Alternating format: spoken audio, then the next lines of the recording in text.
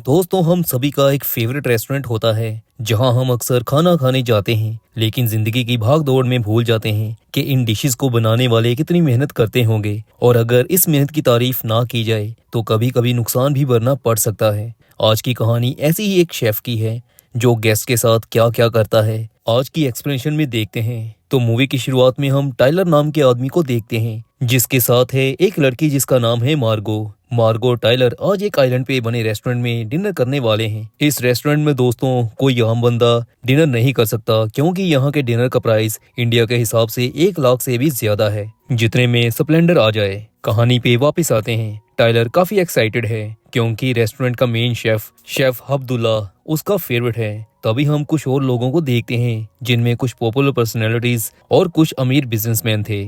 Island तक जाने के लिए सभी चढ़ते हैं क्रूज शिप में। कुछ समय में ही सभी आइलैंड पहुंच जाते हैं जहां इनका स्वागत करती है अल्सा नाम की होटल स्टाफ मेंबर। अल्सा को यहां आने वाले सभी गेस्ट के बारे में सब पता है, लेकिन जब बारी आती है टाइलर और मार्गो की तो अल्सा कहती है ये वो लड़की नहीं है जिसे तुम लाने वाले थे, जिससे हम व्यूअर्स को पता चलता है कि टाइलर पहले अपनी प्रेमिका के साथ आने वाला था, लेकिन लास्ट मोमेंट पे उनका ब्रेकअप हुआ और अब वो मार्गो के साथ यहाँ आया है। होटल तक जाने से पहले अल्सा सभी गेस्ट को वो सभी जड़ी बूटियां दिखाती है जिनसे आज इनका डिनर तैयार होना है। इस होटल की खास बात यही थी कि यहाँ सब कुछ उन्हीं चीजों से बनता है जो यहाँ उगाई गई हों। फिर अल्सा इन्हें मीट रूम दिखाती है जहाँ वो नॉन वेज आइटम्स को स्टोर करते हैं और टाइम आने पर लोगों को सर्व करते हैं। रेस्टोरेंट के जाते रास्ते में एक घर आता है। सभी पूछते हैं क्या वो वहाँ जा सकते हैं, तो अल्सा सीरियस नोट में कहती है कि वहाँ स्टाफ को भी जाना अलाउड नहीं है। वो घर था शेफ अब्दुल्ला का। जिसके बाद फाइनली सभी पहुंचते हैं रेस्टोरेंट हैवथॉर्न में। सभी देखते हैं कि शेफ उनका डिनर बनाने में लगे हुए हैं।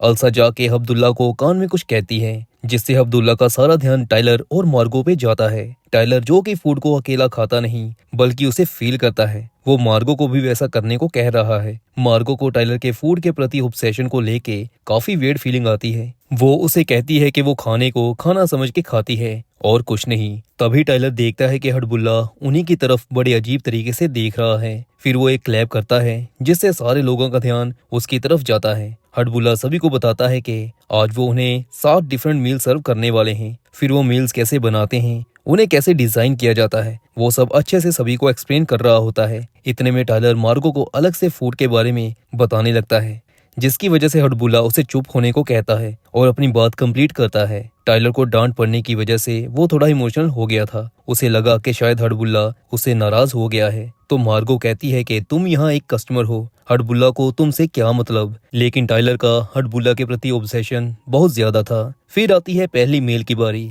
सभी मील को खूब एंजॉय करते हैं, लेकिन मार्गो को ये मील कोई खास नहीं लगी। जिसके बाद आनी थी दूसरी मील, लेकिन अभी भी हडबुल्ला मार्गो को ही देखे जा रहा है। फिर दूसरा मील रेडी होता है। हडबुल्ला फिर से क्लैप करता है और सभी को ब्रेड के बारे में कुछ बताता है कि ब्रेड अमीरों के खाने के लिए बनाया गया था, लेकिन इससे पेट भर जाता है और खाने का मजा नहीं आता, जिसकी वजह से अगली मील वो बिना ब्रेड के सर्व करेंगे। इतना सुनते ही सभी कस्टमर्स चौंक जाते हैं। जब सभी कस्टमर्स को मील सर्व की जाती है तो उसमें था सिर्फ नाम मात्र लिक्विड, जो कि ब्रेड के साथ खाने में अच्छा लगता है, लेकिन ब्रेड ना होने की वजह से इसकी कोई वैल्यू नहीं थी। टाइलर लेकिन इस मील को भी अच्छे से एंजॉय करता है, वही मार्गो मील को छूती तक नहीं।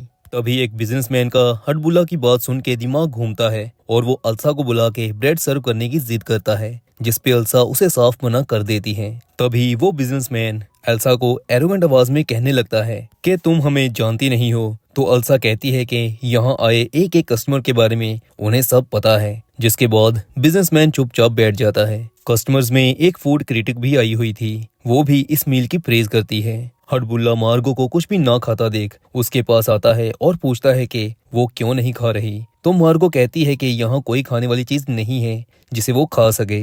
ये सुन के हडबुल्ला चुपचाप वापस चला जाता है। फिर आती है अगले मील की बारी। हडबुल्ला फिर से जबरदस्त क्लैप करता है और बताता है अगले मील का नाम, जो कि था दी मेमोरी। इसमें टाको सर्व किया जाना है। यहीं से दोस्तों मूवी लेती है जबरदस्त टर्न। टाको पे सभी की लाइफ से रिलेटेड कुछ ना कुछ लेजर प्रिंट किया गया था। सभी ये देख के काफी सरप्राइज थे। हडबुल्ला फिर सभी को अपनी माँ से इंट्रोड्यूस करवाता है, जो वहीं एक साइड पे बैठी हुई हैं। हडबुल्ला की माँ दारू के नशे में टली रहती हैं। हडबुल्ला फिर अपने बचपन की टाको की स्टोरी सुनाता है कि वो हर मंगलवार टाको खाने जाया करते थे, लेकिन उसका बाप उसकी माँ को बहुत मारता था। एक दिन अपनी माँ को बचाने के लिए उसने अपने पिता के पैर में मारा चाकू। बस इसी याद को ताज़ा करते हुए वो सभी को अपनी मील खाने को कहता है। लेकिन यहाँ से गड़बड़ होनी शुरू होती है। सारे कस्टमर्स को जो टाको दिया गया था उस पे ऐसे प्रिंट्स थे जो किसी और को पता चलने नामुमकिन थे। जैसे वहाँ आए बिजनेसमैन देखते हैं कि उनके टाको टोटेला पे बैंक स्टेटमेंट थी, जिससे पता चल रहा था कि वो स्कैम कर करके पैसे कमा रहे हैं। इसे देख के तीनों काफी डर जाते हैं। उन्हें पता है अगर ये इन्फॉर्मेशन बाहर गई तो वो पकड़े जा सकते हैं। हैरानी वाली बात ये थी दोस्तों, इस रेस्टोरेंट का मालिक जेफ इनका भी बॉस था। दूसरी तरफ एक मूवी एक्टर था जिसके टाको पे उसकी सबसे फ्लॉप मूवी का प्रिंट लगा हुआ था। ऐसे ही वहाँ एक ओल्ड कपल था जिसमें बूढ़े आदमी के टाको पे वो किसी यंग लेडी के साथ बैठा हुआ था, जिसे देख के उसकी बीवी पूछती है कि ये लड़की कौन है। तो बूढ़ा आदमी इसका कोई जवाब नहीं देता और बात टालते हुए कहता है कि ये कोई प्रैंक है। बिजनेसमैन इधर एल्सा को दोबारा बुलाते हैं। ये सब क्या है? तुम लोगों को हमारे बारे में इतना कैसे पता चल सकता है? लेकिन एल्सा फिर से कहती है कि यहाँ ये सारे कस्टमर्स के बारे में उन्हें सब पता है और अजीब सा चेहरा बना के वापस चली जाती है। इधर टाइलर मार्गो से जो हड़बुला से बिहेव किया था उसके लिए उससे नाराज होता है और वो मार्गो को शेफ से माफी मांगने को भी कहता है। मार्गो, अब तुम ओवर रिएक्ट कर रहे हो। इतना कह के गुस्से में मार्गो वॉशरूम जाती है जहाँ वो सिगरेट फूकने लगती है। इतने में वॉशरूम में आता है हड़बुल्ला और मार्गो से पूछता है कि आखिर उसने उसकी डिशेस अभी तक खाई क्यों नहीं। तो मार्गो कहती है कि उसकी मर्जी, वो जो मर्जी करे और तुम लेडीज वॉशरूम में कैसे आ सकते हो। इतना कह के मार्गो वहां से वापस सीट पे जाने लगती है। तो हड़बुल्ला कहता है कि उसका नाम मार्गो नहीं है। इतना सुनते ही मार्गो टेंशन में आ जाती है, लेकिन वो शेफ को इग्नोर करके वापस सीट पे बैठ जाती है।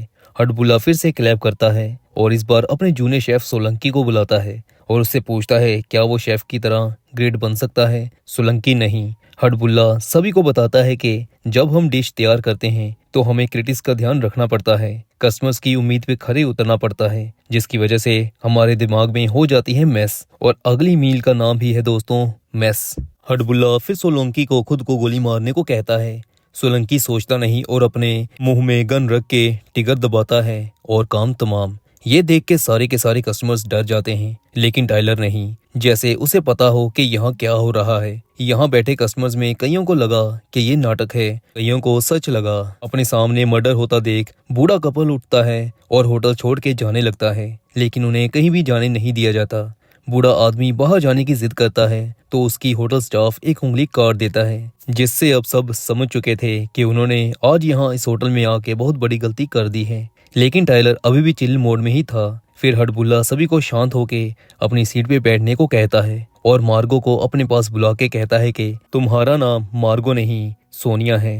हड़बुल्ला उसे कहता है कि उसे कोई फर्क नहीं पड़ता कि तुम कौन हो, लेकिन आज तुम्हें यहाँ नहीं होना चाहिए था। लेकिन फिर भी मैं तुम्हें एक मौका देता हूँ चुनने का कि तुम कस्टमर्स के साथ रहना चाहती हो या फिर हमारे स्टाफ के साथ। हड़बुल्ला ये भी कहता है कि तुम किसी को भी चुनो, आज रात इस होटल से कोई भी जिंदा वापस नहीं जाने वाला। फिर वो उसे सोचने के लिए 15 मिनट देता है, जिसके बाद मार्गो वापस अपनी सीट पे आती है। लेकिन वहां आते ही वो मारती है टाइलर को जोर से स्लैप, जिससे उसे कुछ फील हो के आखिर यहाँ चल क्या रहा है। तभी बिजनेसमैन दोस्तों में एक आदमी वहां लगी विंडो को तोड़ने की कोशिश करता है, लेकिन बुलेट प्रूफ शीशे को कोई असर नहीं होता।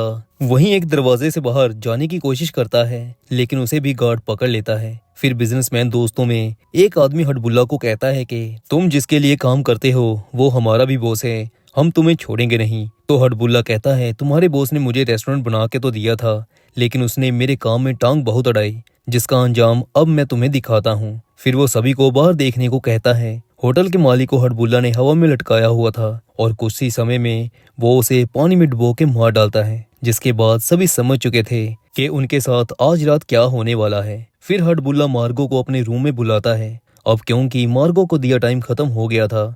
तो हड़बुल्ला उससे उसका फैसला पूछता है, लेकिन वो एक बार फिर मार्गो से उसका असली काम पूछने की कोशिश करता है। तो इस बार मार्गो से बताती है कि वो असल में एक कॉल गर्ल है, जिसे सुन के हड़बुल्ला को मार्गो अपने जैसी लगी, क्योंकि वो भी लोगों को सर्विस देते हैं और मार्गो भी, जिसकी वजह से वो उसे अपने साथ होटल का मेंबर समझता है। फिर आती है अगले मील की बारी, जिसके बाद हडबुला सभी कस्टमर्स को लेके चलता है बाहर लॉन में, जहां उसकी एक स्टाफ मेंबर आगे आती है और सभी को बताती है कि शेफ ने उसके साथ एक बार जबरदस्ती करनी चाहिए, जिसपे उसे बहुत बुरा लगा। तो शेफ ने उसे जाने दिया, लेकिन उन्होंने कभी उसकी तरफ देखा तक नहीं। फिर वो हडबुल्ला के प्राइवेट पार्ट के नजदीक स्टैब करती है। अब जैसे जैसे दोस्तों मील्स खत्म होने की तरफ आ रही थी, वैसे वैसे हडबुल्ला और उसका स्टाफ अजीब होता जा रहा था। और फिर अगली मील का नाम बताया जाता है मेंस फोली, जिसमें कस्टमर्स में आए सारे मर्दों को भागने का मौका दिया जाता है। अगर वो आइलैंड से भागने में सफर रहे तो वो बच जाएंगे, वरना मरना पक्का है। वहीं लेडीज को वापस होटल में लेके जाया जाता है। फिर सभी मर्द भागते हैं, लेकिन कुछ ही पलों में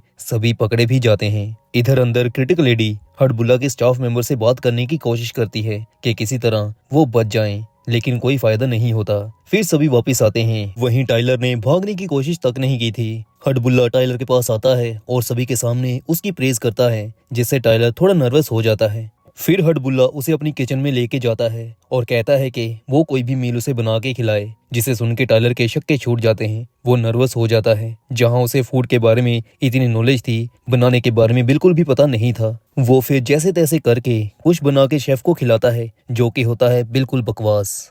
हडबुल्ला टाइलर के कान में फिर कुछ कहता है। इसके बाद टाइलर किचन के स्टोर रूम में जाता है और खुद को हैंग कर लेता है। फिर हडबुल्ला सभी को बताता है कि अगली मील के लिए ऑयल की जरूरत होगी, लेकिन उनकी एक स्टाफ मेंबर ऑयल की कैनी लाना भूल गई, जिसे लाने के लिए फिर वो मार्गो को भेजता है, जो कि थी शेफ के घर में। मार्गो घर जाती है, अपनी जान बचाने के लिए पहले इधर उधर कुछ ढूंढने लगती है, लेकिन इतने में एल्सा वहां आती है, जो मार्गो को ये कह के कि वो कभी कोई काम नहीं भूलती, शेफ उसे रिप्लेस नहीं कर सकता। वो मार्गो से लड़ने लग जाती है और उसे मारने की कोशिश भी करती है, लेकिन मार्गो अपनी जान बचाती है और अल्सा का काम तमाम कर देती है। जिसके बाद वो हडबुल्ला के जवानी के दिनों की तस्वीरें दीवार पे लगी देखती है, जहां उसने पहली बार बर्गर बना के प्राइज जीता था, जहां हडबुल्ला स्माइल कर रहा था। फिर उसे एक रेडियो दिखाई देता है। मार्गो रेडियो से कुछ करती है और फिर ऑयल कैनी लेके पहुंच जाती है होटल में। कस्टमर्स में आया एक एक्टर हडबुल्ला से पूछता है कि उन्होंने ऐसा क्या किया जिसके लिए उन्हें मरना होगा। तो शेफ कहता है कि उसने एक बार अपना एक दिन खराब किया था उसकी फ्लॉप मूवी देख के।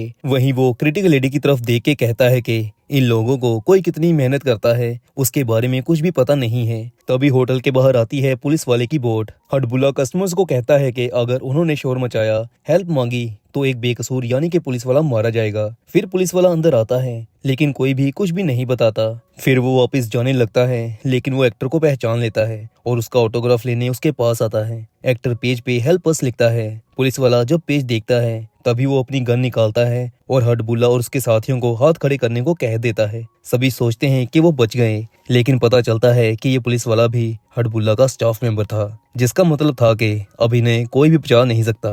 तभी मार्गो को कुछ सूझता है और वो हडबुल्ला की तरफ क्लैप करके उसका ध्यान अपनी तरफ खींचती है और कहती है कि उसे आज कोई भी मील अच्छी नहीं लगी, वो बहुत भूखी है, उसकी भूख से जान निकल रही है। इतना सुनते ही हडबुल्ला उससे पूछता है कि वो क्या खाना चाहेगी, तो मार्गो कहती है बर्गर। हडबुल्ला फिर अपने हाथों से एक लजीज बर्गर तैयार करता है, लेकिन तैयार करते करते हडबुल्ला को अपनी जवानी के दिन याद आते हैं, जिससे वो स्माइल करता है। फिर मार्गो बर्गर खाती है, जो उसे बहुत डिलीशियस लगा। उसने हडबुल्ला की तारीफ की और कहा कि उसे साथ में भी एक बर्गर लेके जाना है। हडबुल्ला उसे एक और बर्गर पैक करके कैरी बैग में देता है। वो उससे बर्गर के पैसे चार्ज करता है और फिर वो मार्गो को अपने होटल से जाने की अनुमति दे देता है। जिसके बाद आती है फाइनल मील की बारी। ये मील दोस्तों और कोई नहीं, खुद वहाँ आए कस्टमर्स और स्टाफ मेंबर्स थे। फिर हडबुल्ला रेस्टोरेंट में आग लगाता है, जिससे वो उसका स्टाफ वहाँ आए सारे कस्टमर्स खत्म हो जाते हैं। फिर दिखाया जाता है मार्गो को, जो कि एक बोट में अपना बर्गर एंजॉय कर रही है और होटल को दूर से जलता देख रही है। और यहाँ दोस्तों दी मेन्यू मूवी की कहानी